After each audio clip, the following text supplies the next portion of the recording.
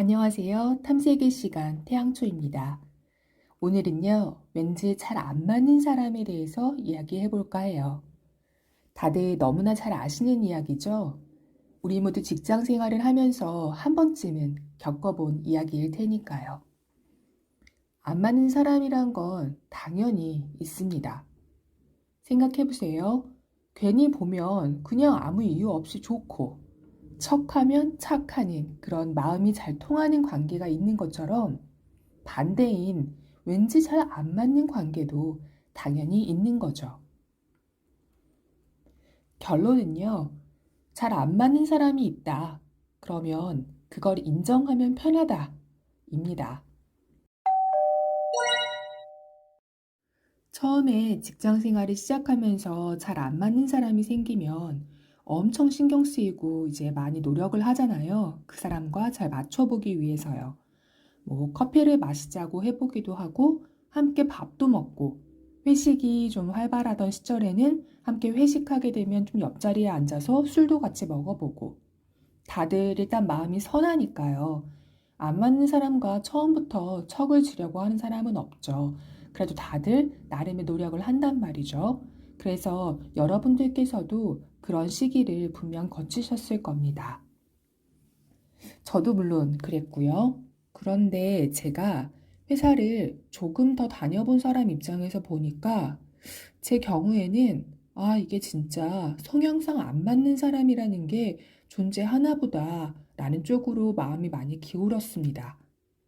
그리고 그런 분들하고는요, 불가근, 불가원으로서 어느 정도의 거리를 두고 지내는 편이 서로의 정신 건강을 위해서 최선인 것 같더라고요. 나와 함께 일해야 하는 상대가 나와 잘 맞지 않는다고 하면 이건 당연히 상호 불편한 부분이긴 하죠. 이제 더 이상 내가 뭐 선배라고 해서 또는 상사라고 해서 후배랑 잘 맞지 않는다.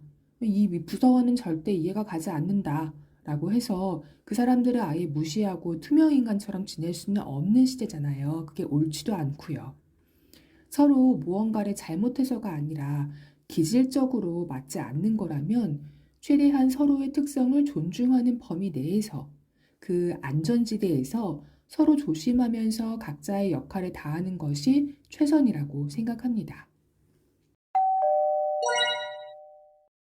하지만 내가 부하 직원이고 나의 선배 또는 나의 상사와 잘 맞지 않는다라고 가정을 하면 사실 내 쪽에서 더 힘든 게 당연하겠죠. 특히 여전히 한국 사회에서는 윗사람이라는 이유로 보다 쉽게 말하고 행동하는 경우가 많잖아요. 정말 눈치가 없거나 또는 그 반대로 엄청난 초고단수여서 눈치가 없는 척을 하는 그런 사람이 아니라면 대개의 경우에는 후배 입장에서 부하 직원 입장에서의 고충이 훨씬 클 겁니다. 당연히 저도 비슷한 경험이 많죠. 잘 맞지 않는 상사, 게다가 이제 기질이나 성향뿐 아니라 인생이나 그 커리어에 대하는 철학과 가치관이 저와는 너무 다른 상사는 진짜 견디기가 힘들더라고요.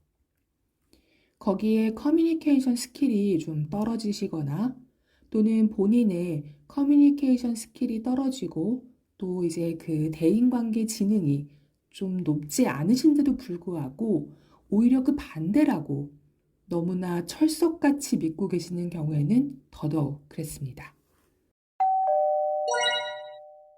하지만 제가 이직, 부서 이동, 헤드헌터 영상에서 말씀드린 것과 같이 사내의 인간관계라는 건 복불복이죠.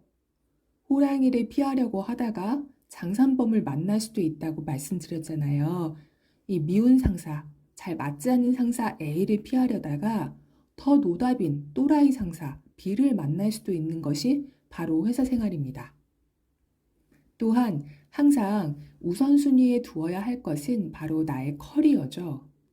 내가 하고 있는 일의 본질과 목적, 그리고 스스로의 장기 커리어 상에서 이 현재 상황과 먼 목표를 생각하면서 필요하다고 판단되면 대의를 위해서 그 맞는 타이밍까지 버텨야 합니다. 하지만 내 마음은 여전히 지옥이죠. 안 맞는다는 생각이 이제 싫다는 마음으로까지 커지게 되면 이 상대방의 실루엣만 내 시야에 들어와도 본능적으로 몸이 반응할 정도로 싫잖아요. 과연 우리는 여기에서 어떻게 버티면 좋을까요? 저는 제가 사용하는 방법 3가지를 오늘 영상을 통해서 공유하고 싶습니다. 첫째, 마음 맞는 동료분들과 마저 하는 그 수다의 시간을 갖는 거예요. 우리가 뭐 항상 고고한 성직자처럼 그렇게 참고 인내하고 포용하는 그런 삶을 살아야만 하나요? 안 보는 데에서는 나라님도 욕한다는데 어느 정도는 이제 우리의 상식선에서 화가 나고 황당한 그런 일은 마음이 맞는 동료들과 맞아, 그분 왜 그런다니? 나도 그런 말씀은 좀 아닌 것 같더라 하면서 즉시 풀어내는 방법이 있어요. 서로가 서로의 작은 대나무 숲이 되어주는 거죠. 회사 동료에게 그런 이야기를 하는 것이 더 좋은 건요. 이 동료들은 상황의 맥락을 다 알고 있기 때문에 그렇습니다. 회사만의 문화, 팀의 분위기, 상사의 성향, 그리고 사안의 경중까지 과연 어느 부분에서 화가 나고 황당함을 느끼는지 바로 파악할 수 있기 때문에 서로 공감해주기가 더욱 쉽죠. 두 번째는 차마 할 수 없던 이야기를 글로 써서 그 감정을 배출해보는 겁니다.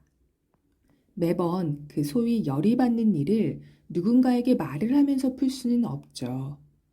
그리고 정말 화가 나고 진짜 억울한 일은요. 한참 시간이 지나고 나서도 불쑥 떠올라서 기분이 안 좋아지더라고요. 아무리 상황을 복기해봐도 제 잘못이 없는 경우에는 더더욱 그렇고요. 그럴 때 저는 그 상황을 글로 적어봅니다. 그리고 상대에게 그 당시 되받아치지 못했던 또는 한국의 정서상 좀 예의가 없다고 느껴졌던 아니면 내가 생각하는 인간 대 인간으로서의 기본 도리상 하지 않았던 말과 행동을 상상해서 적어봅니다. 그렇게 대응할 수 있었지만 나는 하지 않았다. 나는 그들보다 성숙한 인간이다. 하고 말이죠. 3번째 방법입니다. 이거 은근히 굉장히 효과적인데요. 바로 사무실에서는 최대한 바쁘게 지내는 겁니다. 제가 경험을 해보니까 진짜 눈코 뜰 새 없이 바쁠 때는요. 나의 생명과 직결된 불만이 아니면 제 주의를 끌지 못하더라고요. 적어도 상대방이 일 가지고는 저에게 태클을 걸지 못하게 회사에서 그냥 내가 맡은 일에만 집중하는 것도 좋은 방법 같아요. 또 그런 사람들의 심보가 참으로 못된 것이요. 우리가 웃고 있거나 다른 동료들과 차라도 한 잔 마시거나 자리에서 기쁘게 안부라도 주고받고 있노라면 괜히 어깃장을 놓는달까 꼭 다른 걸로 심술을 부리더라고요.